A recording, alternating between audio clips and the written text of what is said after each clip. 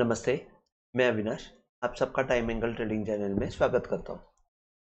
Last हमने देखा कि जैसे मैंने एक्सपेक्ट किया था कि सेल ओनली बिलो लो, मतलब क्लोजिंग थोड़ा देखना चाहिए। हम लोग ने क्लोजिंग जो है वो लो के नीचे अगर आ रही है कंटिन्यूस बेसिस पे तो सेल करना चाहिए। अदरवाइज मैंने बोला था कि बायर्स वापसी कर सकते हैं। तो एक्चुअली बायर्स ने वापसी किस हिसाब से की? बायर्स ने मेरे हिसाब से इस हफ्ते बायर्स ने कोशिश तो बहुत की, लेकिन सेलर्स उनके ऊपर हावी हो रहे हैं। तो हमको अभी ये हफ्ते ही देखना है कि वापस बायर्स कोशिश करेंगे क्या इस हफ्ते, क्या सेलर्स सक्सेसफुल रहेंगे, ये अभी हम लोग आने वाले वीडियो में डिस्कस करते हैं। उसके पहले 2 मिनट में आपको टाइम एंगल क्या है ये नए व्यूअर्स को बता देता हूं कि टाइम एंगल एक गैन 45 एंगल है, जिसमें एंगल में टाइम और प्राइस दोनों होती है। और टाइम और प्राइस, टाइम वो एंगल में होने की वजह से वो उसकी स्पेशलिटी बढ़ती है। तो टाइम एंगल और ट्रेंड लाइन ये दोनों में डिफरेंस क्या है? तो टाइम एंगल जो है सिंगल पॉइंट के ऊपर प्लेस होता है, जिसका एंगल कभी भी चेंज नहीं होता है, बल्कि ट्रेंड लाइन जो है इसको कनेक्ट करने के लिए मल्टीपल पॉइंट्स लगते हैं, जैसे 2 से ज्यादा पॉइंट लगते हैं।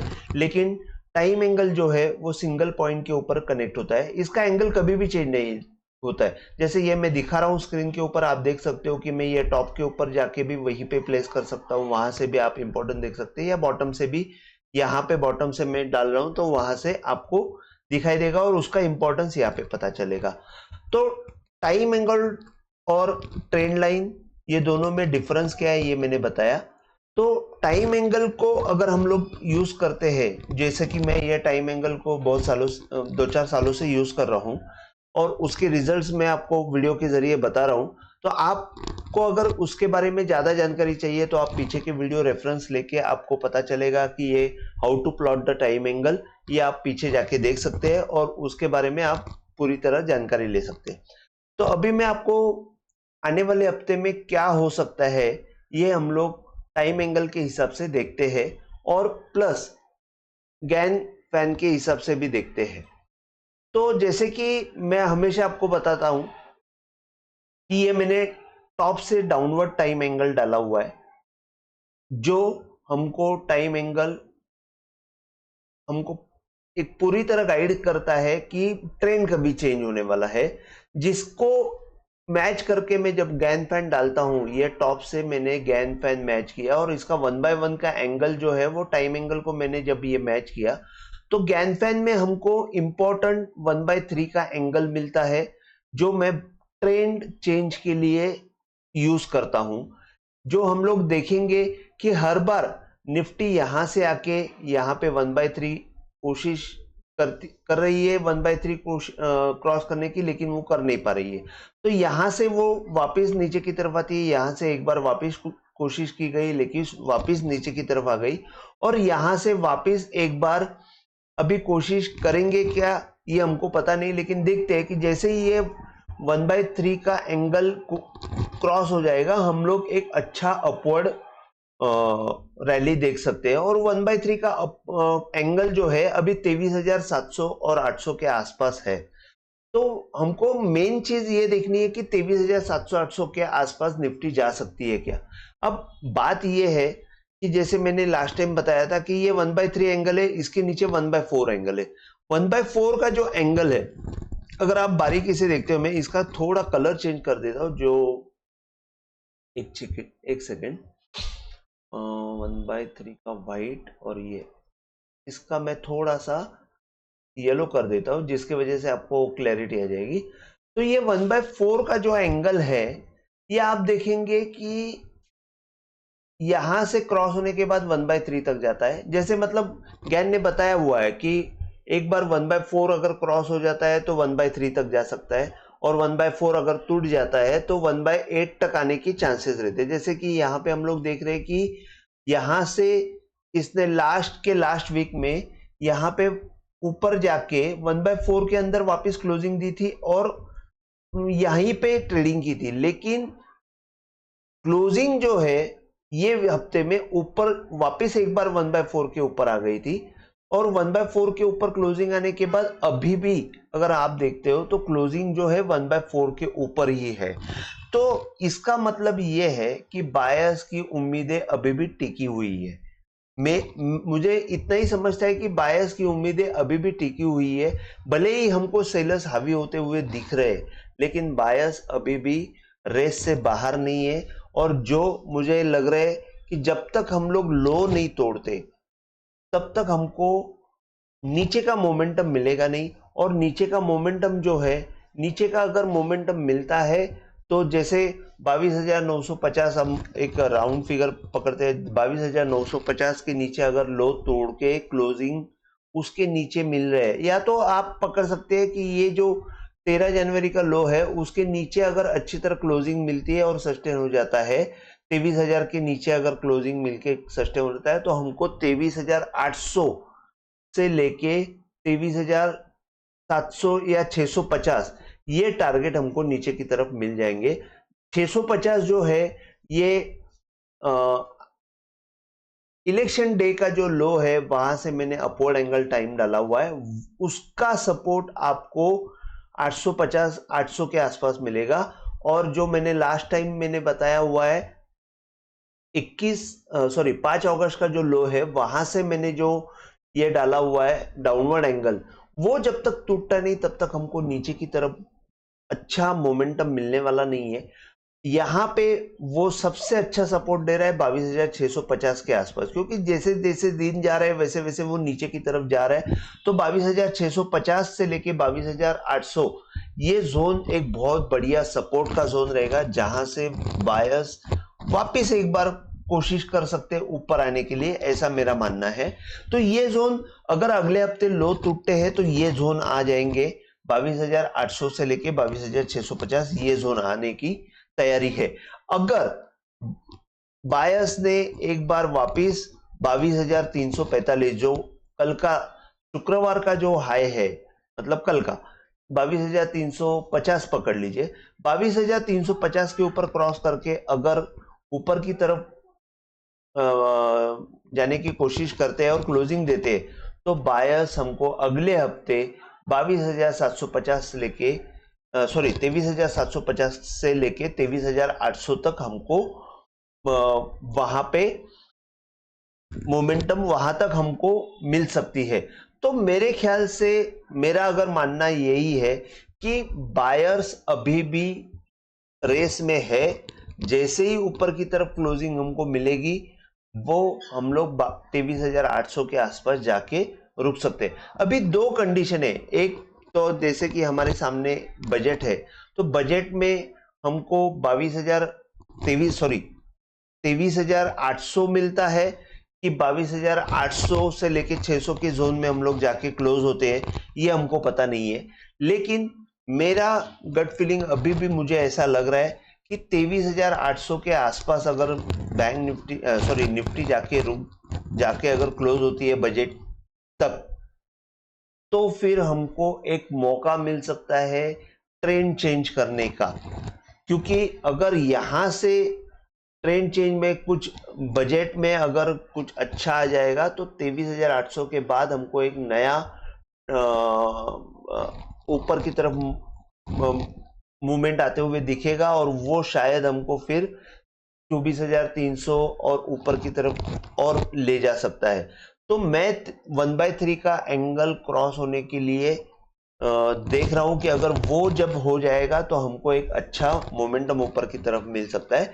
लेकिन बजट ही उसको आपको ऊपर की तरफ मूवमेंट लेके जा सकता है। बजट की जो भी न्यूज रहेगी वो अभी समझो 22,800 या 600 के आसपास आ गए बजट के वक्त, तो वहां से ये कह सकते हैं कि वहां से अगर बजट में कुछ खराबी आ जाएगी तो फिर हमको वहां से एक जोरदार सेल ऑफ मिल सकता है, और वो सेल ऑफ फिर हमको आगे 21,300 तक भी लेके जा सकता है। लेकिन वो कंडीशन हम लोग आने वाले वीडियो में बात करेंगे। तो ये मैंने निफ्टी के बारे में आपको बताया है कि जोर से सेलिंग जो है 22,600 के नीचे ही आएगी। ऊपर में आपको 22,350 के ऊपर अगर जाता है 23,350 के ऊपर जाता है तो 23,800 की तरफ आपको ये हफ्ते में मूवमेंट मिल सकती है।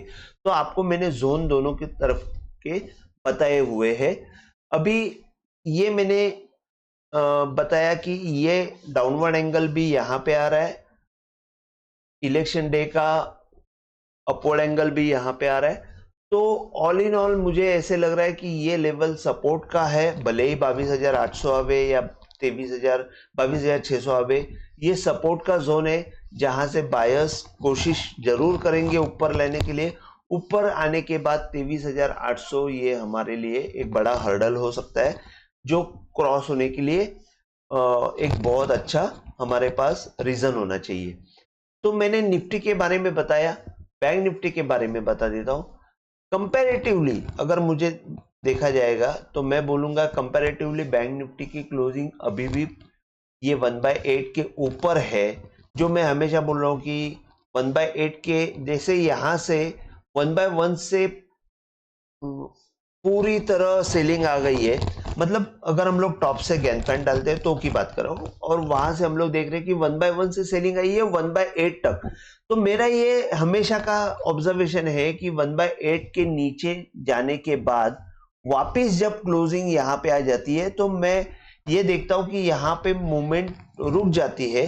रुक जाने के बाद वो कहीं पे 1/4 तक जाने की कोशिश करती है। तो इसी बेसिस के ऊपर मैंने लास्ट वीक में मैंने आपको बताया था कि ये बैंक निफ्टी ने कोशिश तो अच्छी की है और ये शायद हमको 1/4 के एंगल तक जा सकती है, जो हमको 50,400 500 इस लेवल तक जाने की संभावना है। तो अभी एक्चुअली ये हफ्ते में बैंक निफ्टी ने बहुत कोशिश की लेकिन फिर भी सेलर्स हावी रहे। लेकिन मेरा पॉजिटिव थिंग एक ही है कि ये 1/8 के ऊपर अभी भी सस्टेन है। तो मैं यही मानूंगा कि जब तक ये बैंक निफ्टी के 47,800 का जो लो है, एक 47,878, आप 850 पकड़ लीजिए, जैसे 47,850 का लो है, जब तक टूटता नहीं है या उसके नीचे आप पकड़ के चलिए 47,750, क्योंकि क्या है कि इलेक्शन डे का जो लो है वहां से जो अपवर्ड एंगल आया है वो भी अभी यहाँ पे सपोर्ट करने जा रहा है, वो 47,700 है। तो जैसे ही मैं बोलूंगा कि बैंक निफ्टी को भले ही ये थोड़ा सा सेलिंग का मूवमेंट आया है, लेकिन ये जोन जो है ट्रैप जोन हो सकता है। बैंक निफ्टी अगर नीचे की तरफ आएगी तो भी 47,600 से लेके 700 ये जोन ट्रैप जोन हो सकता है, और यहां से बैंक निफ्टी में एक जोर से ऊपर की मूवमेंट आती है। लेकिन अगर 47,600 के नीचे अगर मूवमेंट जाती है और वहां से क्लोजिंग होके अगर नीचे निकल जाती है तो बैंक निफ्टी हमको बहुत बड़ी सेलिंग की तरफ जाते हुए दिखेगी, क्योंकि वहां पे सेलिंग में और जोर से मोमेंटम आएगा, क्योंकि 1/8 के नीचे और मोमेंटम सेलिंग के लिए मिल सकता है और फिर बैंक निफ्टी हमको नीचे की तरफ जाते हुए दिखेगी। तो फिलहाल इस हफ्ते के लिए हमको सिर्फ देखना है कि 47,600 से लेके 47,700 ये लेवल बहुत इंपॉर्टेंट सपोर्ट की तरह रहेगा।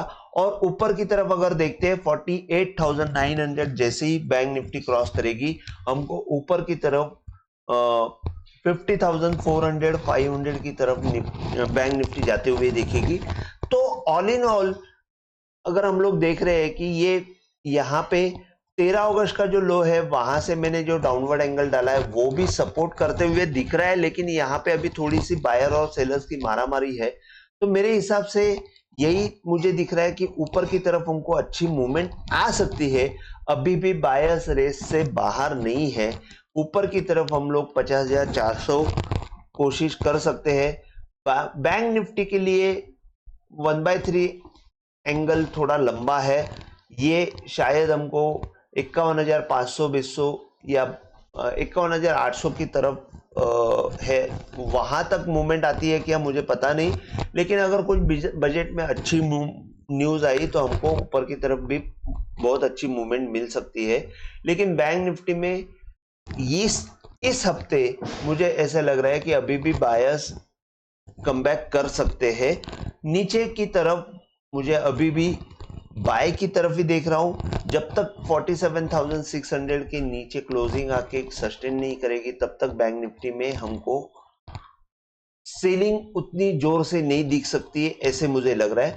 तो मेरा व्यू यही रहेगा कि जब तक ये लो है या 47,600 इंटैक्ट है तब तक मैं बोलूंगा कि सेलिंग बैंक निफ्टी में छोटी सेलिंग कर सकते हैं, इंट्राडे के लिए कर सकते हैं, लेकिन व्यू वाइज अगर देखते हैं तो 47,600 के नीचे ही मैं सेलिंग के लिए एडवाइज करूंगा। और ऊपर में मैंने आपको जैसे बताया कि 48,900 क्रॉस हो जाएगा तो हमको 50,400-500 तक की मूवमेंट मिल सकती है। जो यहाँ से अपवर्ड एंगल डाला है वहां तक एक मूवमेंट आ सकती है, 50,300-400 के आसपास आ सकती है। तो इस हफ्ते में आपको यही बता पा रहा हूं कि इतना ही, आपको ज्यादा बताने के लिए कुछ है नहीं, क्योंकि गया हफ्ते में भी मैंने यही बताया कि बायर्स कमबैक कर सकते हैं और आपने देखा कि कोशिश भी कर रहे हैं। तो इस हफ्ते भी स्टोरी वही है, सिर्फ हमें अभी देखना है कि बजट एक ही हफ्ता बाकी है बजट के पहले, तो यहाँ से हमको कैसे मूवमेंट मिलती है। इस हफ्ते में जितना हो सके उतना पोजीशन कम रखेंगे तो बेटर रहेगा, क्योंकि आने वाला बजट जो है वही हमको ट्रेंड डिसाइड करने वाला है कि सेल आने वाला है कि बाय आने वाला है। तो आज के लिए बस इतना ही। अगर आपको वीडियो पसंद आया हो तो प्लीज़ आप शेयर कीजिए, लाइक कीजिए और सब्सक्राइब कीजिए। जय हिंद, थैंक यू।